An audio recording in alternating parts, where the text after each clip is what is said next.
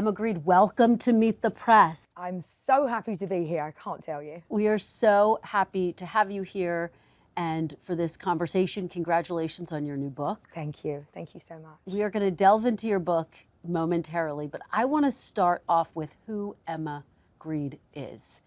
Your professional titles include CEO, co-founder, chairwoman, board member, podcast host, Shark Tank judge, and now author. Wow. Which of those titles resonates the most for you? Goodness, that's a great question. You know, I would say CEO because for the longest time, I have been in that role and it's where I'm really, really comfortable. And if you'd have asked me, I don't know, let's say 10 years ago, I'd say that's the role I'm least comfortable with. So I'm happy to see that progression for myself. And when you took on the role of CEO, you had to deal with a lot of doubters, people who questioned whether you could do it. Absolutely, and more importantly, I questioned myself. And so much of what I've written about in this book is how there's this concept of these thoughts, these old thoughts that we have in our mind, these ideas that society projects onto us and that we then project onto ourselves. And so what I wanted to do was really address those things because I think that there's so much that we can do. This book is about self-leadership in as much as it is about business. And the very idea of what it means to start with yourself is something I think can really help anyone.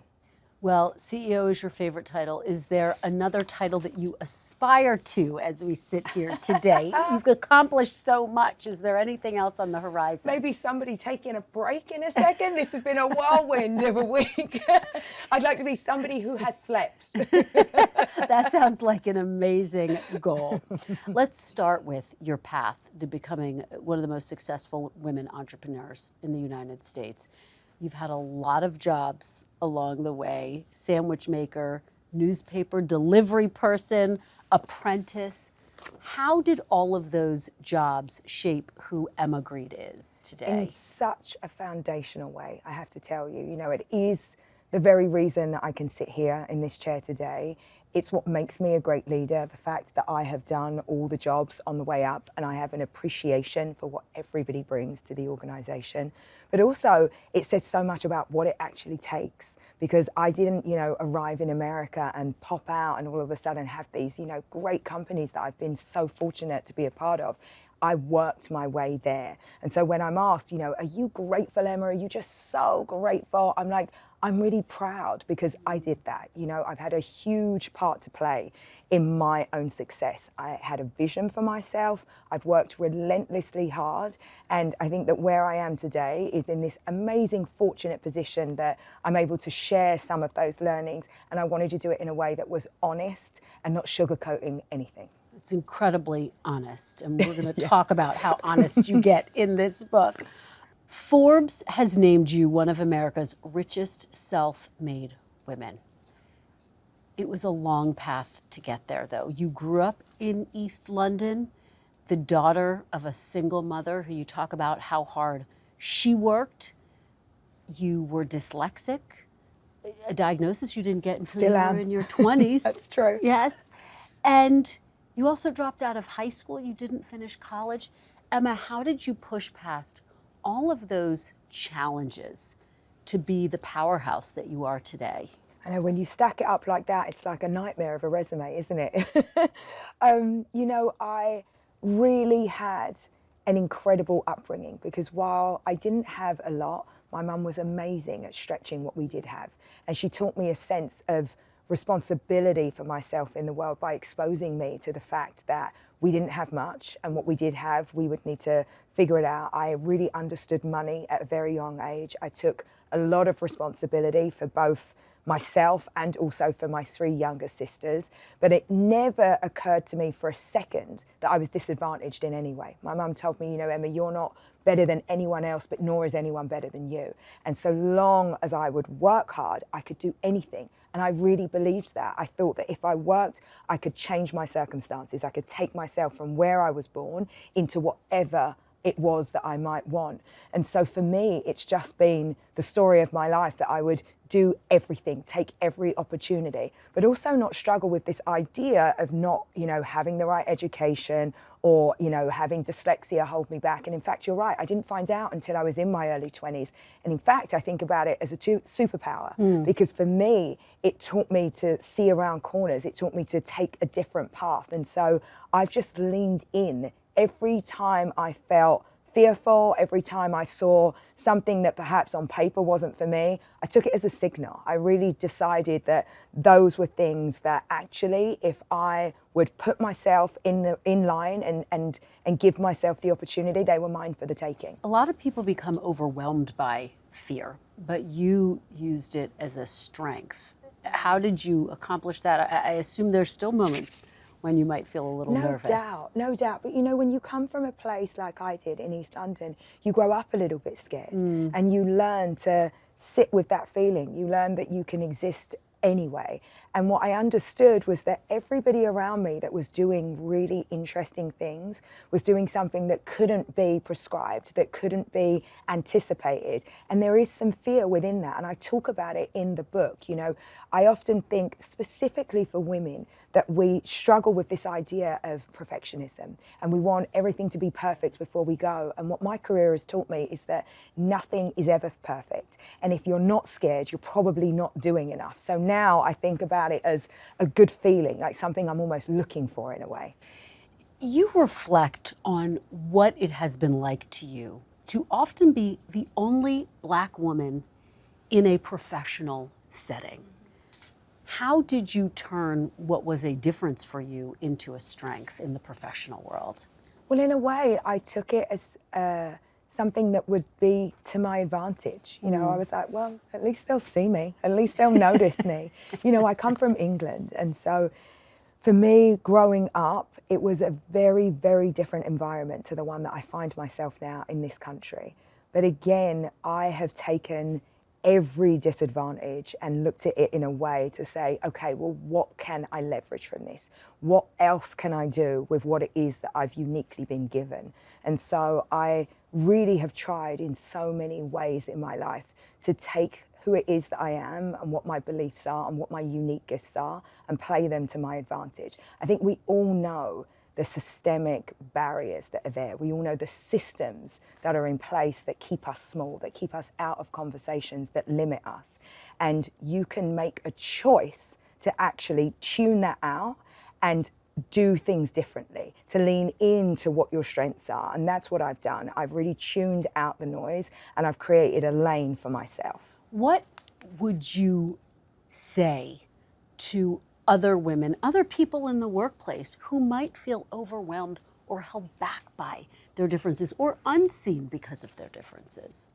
Well, what I would say is that you really need to think about how you think and feel and how you come into a room versus what you think everybody else might be thinking about. The very idea of what it means to start with yourself isn't to worry about what everybody else sees, what everybody else is going through, what you picked up as a child. It actually really is to think about what is it that you uniquely want? What is it that you uniquely care about? And I think that it's really interesting because the way that we come into situations, into workplaces, we come with so much baggage. And one of the things that I talk about constantly in this book is our emotional baggage, right? What it means to manage your emotions and what it means to make decisions from a place of your emotions, fear and anger and guilt. And none of that serves us. And so much of what I write about is getting a hold of those things. So I try to focus my energy on what's inside me. What do I uniquely want? And anything on the outside, I just decide it's not for me to think about. Well, managing your emotions is one of the big themes in this book. I'm going to hold it up so that we can see it. Start with yourself, a new vision for work and life. In it, you reflect on all of the experiences that made you Emma Grede, and you give advice about a new vision for work and life. How would you define this new vision that you have, Emma? Well, the most important thing is to have a vision. And I don't mean vision boarding, I don't mean manifestation, so much of that is so prevalent in our culture right now, specifically for women, specifically in social media land. What I mean is to hold a clear vision for your work and your career, for you as a person. Who do you want to be? How do you want to show up? What's your purpose? What are your principles? And then to measure yourself by that. Because when you hold a vision for yourself, it's really clear, you know, what decisions you should make. It's really clear how you should spend your energy. It's really clear what you should do. And so many of us forget that. You know, I'm not the person to say it, but there's this quote that I love, you know, we kind of overestimate what we can do in a year and underestimate what we can do in 10. And so I like to have these really big picture visions for myself. But I also think that what is a really important part about this book is this notion of what is an old thought and a new thought. Because as women, we are socially conditioned to avoid the exact behaviors that lead to wealth, that lead to opportunity, that lead to power, that are, you know, about leadership. And that behavior is something that we have to address. It's something that we can get a hold of, the stories that we tell ourselves. And that's why this book is so much about a specific mindset, because I think we do and we behave in ways that are not necessarily ours. They're things that we've inherited. They're things that exist in the world, and we take them as our own, and then we tell ourselves and repeat those stories over and over again. I want us to replace that with new thoughts, replace the old thoughts with new thoughts that are going to help propel us forward. So what are the behaviors that lead to wealth and success and fulfillment, which is a big theme in your book as well? Well, one of the big things is to make sure that we're speaking about money.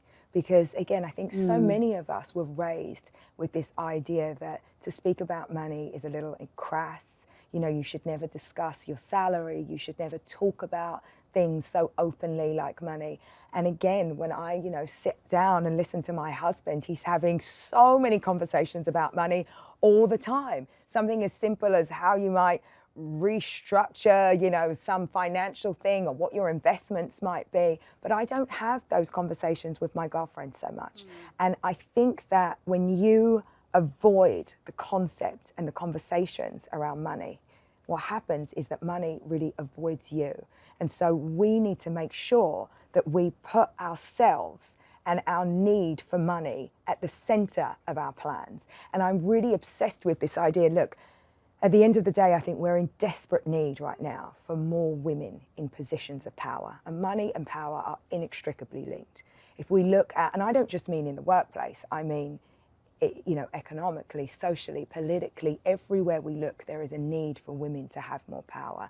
But we have to take the responsibility for the fact that perhaps sometimes we've avoided and excused ourselves from having some of those conversations. I really strongly believe that you can do deeply meaningful and impactful work and care about money. That you can care about money and you can care about a lot of other things too. And so we ought to put money in the center of our plans. It's really important that we do that now. You are talking about the importance of women taking control of, understanding money, finance, and it has been written that your book is lean in for the post-girl boss era.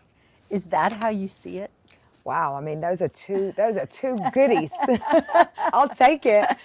You know, I think that what was important for me to do with this book is to have a level of honesty that I think is really missing at the moment.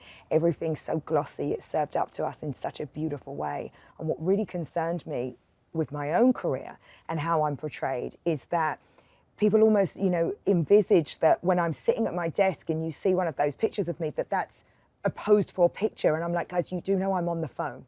And on that screen in front of me, there is something there. I'm in the office 5 days a week. And I'm 43 now. And it's taken all of those jobs and all of those things that I did and all of the heartbreak and heartache and the rejection and so many failures and things that just really didn't work out in my favor to get to the point where I can experience this kind of success. And I think that more often than not, we look at failure as a signal to stop. When so many men I know raise money, create businesses, have huge failures, and they dust themselves off and they go on to the next one. I want to make sure that we understand you don't get one big opportunity. It isn't, you know, either or, it's both and. And that is a really important thing for us to see and to understand. And so my book is full of all the mistakes that I've made in the hope that we could add that to the collective learning that's out there. Because again, there's just so much masquerading, and that isn't helpful to anyone. Well, you take me to my next question, which is that you are so deeply honest about your failures and about the way that you stood up, dusted yourself off, and moved forward. Why was it important for your failures to be as much a part of this book as your success? Because what makes you successful is resilience, and you only get that through moving through situations. I'm always asked, how did you get so confident? Well, I wasn't so confident. I know by doing. I've been through so many things that worked out better or worse, and it's like a muscle. Resilience is something that you build over time, but it doesn't come to you through the easy things, so the things that works out. It comes to you when you mess up, when you take those learnings. I think what I've learned to do is understand that those failures aren't me. They can be timing, they can be the market that we're in, they can be the climate, like whatever it might be. But I've learned to separate what's happening and not make it all about myself, not say that I am a failure. And that's not to say that I don't take the learnings, I take those very seriously, but I'm not constantly projecting this idea on me that everything that I do comes down to one or two decisions I make, because I know that that's not true. So it was really, really important for me to just have a level of honesty about what has worked for me and what hasn't. And none of those things broke me. None of those things meant that that was the end and that I wasn't going to get another chance. And in fact, I think I'm just getting started. Let's talk about your business partners, the Kardashians. A lot of people know who they are.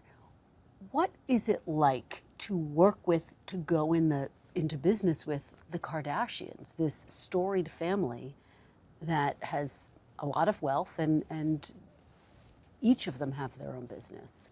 Well, you know, I spent 10, 15 years almost building a business at the intersection of brands and entertainment. And so I understood intrinsically well what it means to work with talent, to see how talent can accelerate a business and an opportunity. And so I think of myself as somewhat of an expert in that space. But when it comes down to partnership, whether you work with, you know, the most famous people on the planet or not, partnerships are partnerships, and they take the same thing. Everybody has to understand what they bring uniquely to an opportunity. And when you have a partnership that's built on mutual respect, on admiration for one another, you can do great things. I know that everybody wants to think that there's something different to these partnerships, but the fact is they're like anything else. They take a lot of work, they take dedication, and they take everybody coming together to create something that is as amazing as these companies have been. So your partnerships with the Kardashians are built on mutual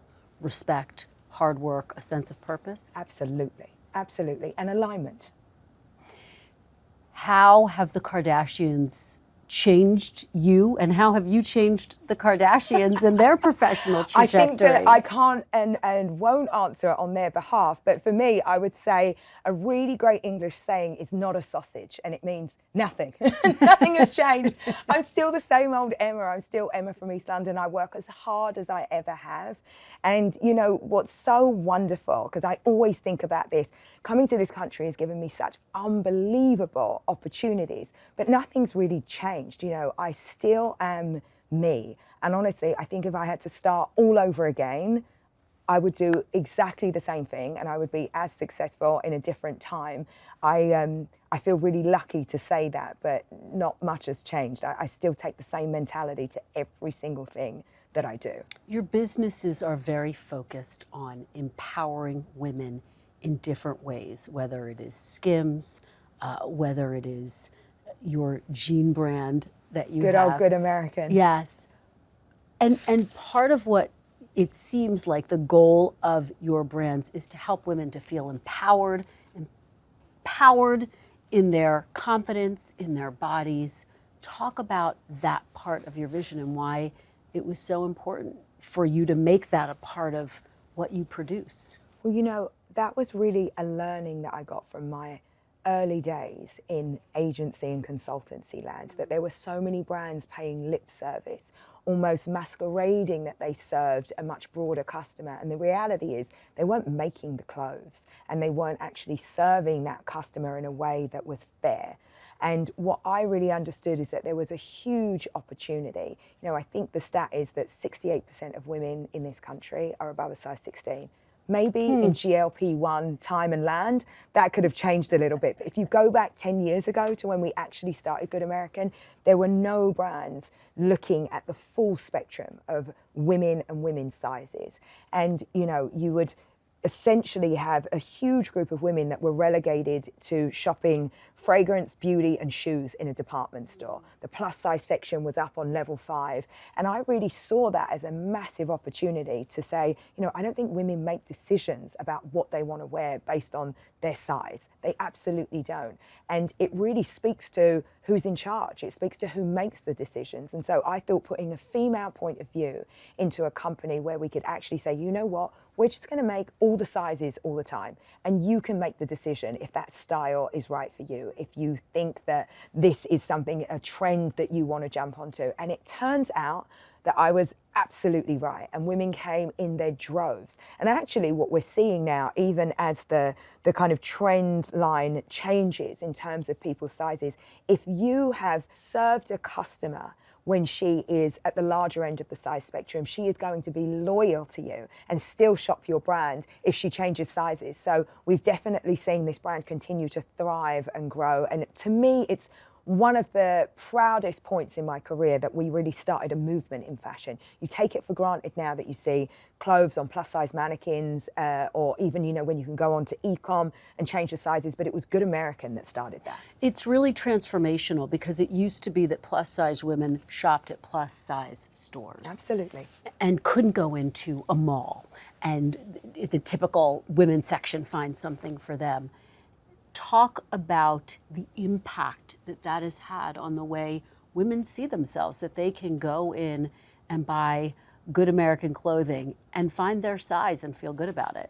And the fact that then the entire industry changed, and it is a huge impact because, again, if you go back 10 years ago, the landscape was entirely different, and more than just they can go and buy their clothes, they can see themselves represented. You know, when we started that company, we said we wanted to make all women feel seen, heard, and represented. I had no idea that we were going to change the way the industry would depict women. Like I really didn't think about it in that way. When you think about beauty ideals and when you think about what that means when you're a kid and you can see yourself in the pages of a magazine, when you can see yourself in social media, that has an enormous impact on how you feel about yourself, how you come into a room.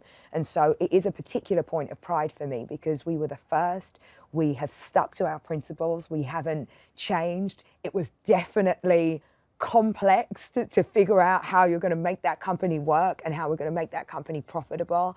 But I'm really proud to say that we did it, and it is still one of the single things that I'm the most proud of. Well, I want to talk about another aspect of your life that I know you're incredibly proud of, which is motherhood. And on that point, we do have something in common. You have 4 kids, Yes. which I am in awe of. 2 of them with the help of a surrogate. And I also welcomed my 2 children with the help of a surrogate. And we talk about honesty, you're incredibly honest in this book. You talk about that you experienced miscarriages, many rounds of IVF treatments, heartache, before you did have a successful surrogacy.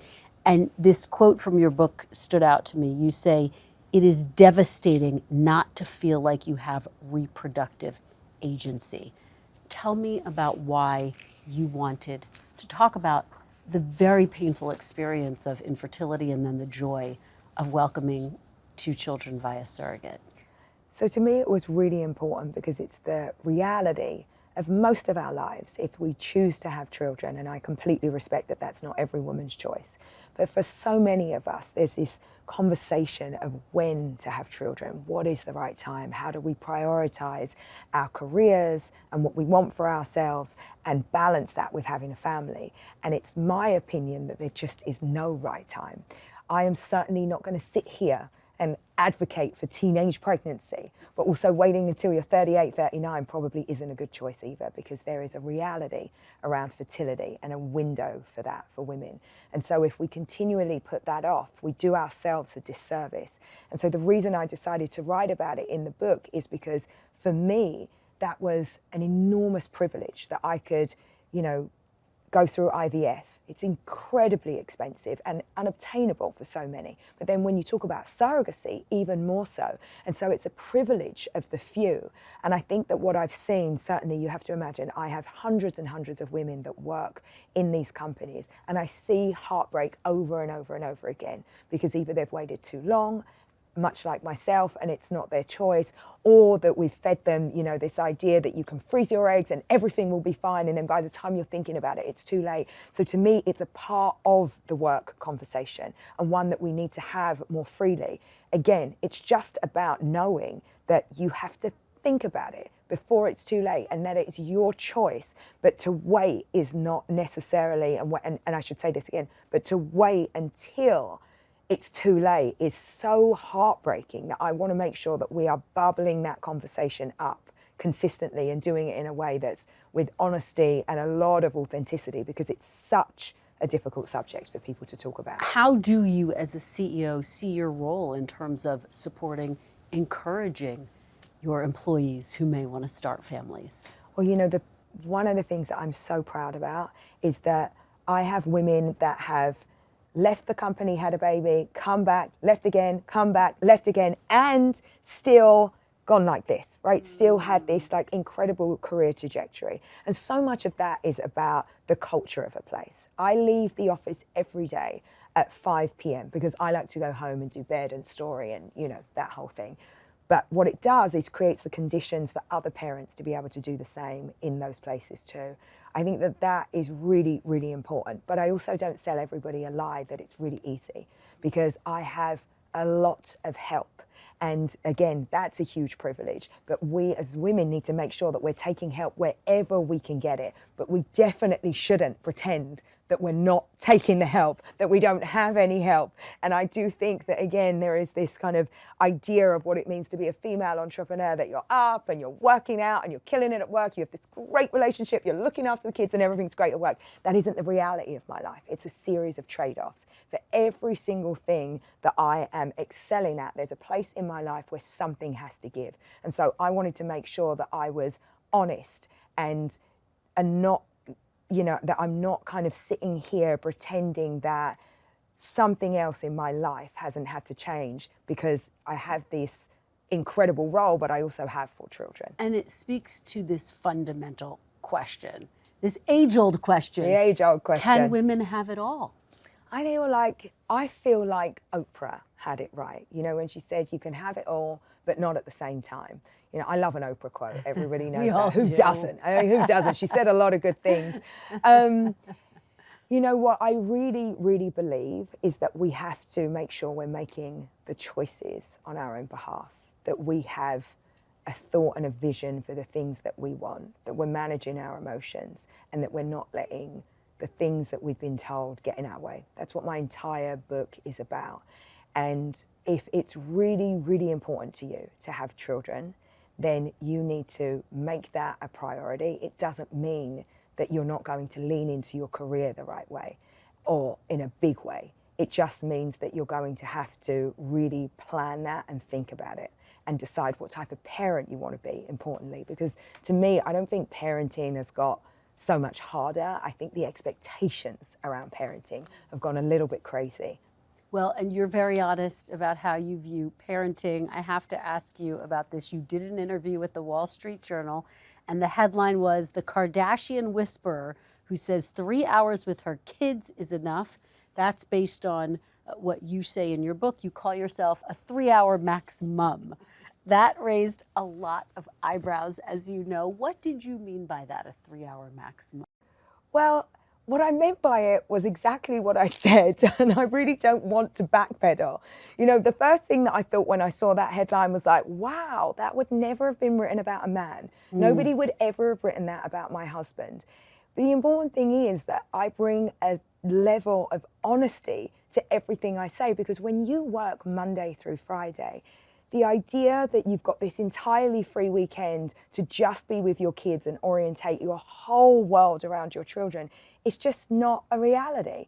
I have errands to run, I have things to do. And because we're in a social media culture that says, you know, you have to arrange every play day and count every macro and decide what your kids can and can't eat and make sure that they're constantly entertained, it's impossible.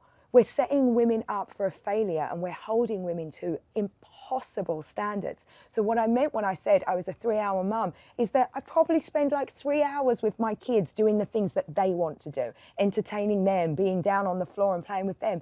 Then I have other things to do.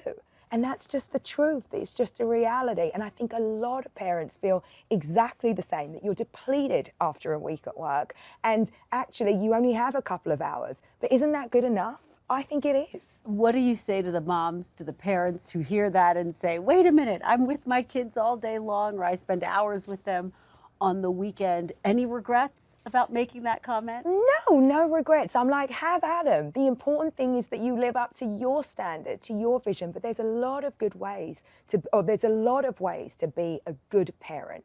And again, I think if we all say that we do things in the same way, that there's only one way to do it, we're actually holding ourselves back. What women always are concerned about is, how can I be a good mum and be great at work? Well, once you decide what type of parent you want to be and what's important to you, and like I said, I'm not missing a bedtime when I'm at home. I'm not missing reading stories and putting my kids to bed. But do I miss a few school drop-offs? Absolutely, yes I do. Am I the one making lunches for my kids every day? No, I'm not, because something has to give. And the reality is that everybody knows that. Nobody wants to say it. And by virtue of us not saying it, we are keeping women small. We are saying that it's okay for all the dads to go out and do whatever they're doing on the weekend and spend a little bit of time with their kids. And yet for the mums, it's completely a no-go. I just say, and I just reject that. I reject the idea that we should be held to totally different standards. Let's talk about what is ahead for you. You have shared that each year on your birthday, I think this is fantastic, you set a goal, then you work backward basically to break into it monthly, weekly. What does that breakdown look like this week when you're in the midst of a book tour?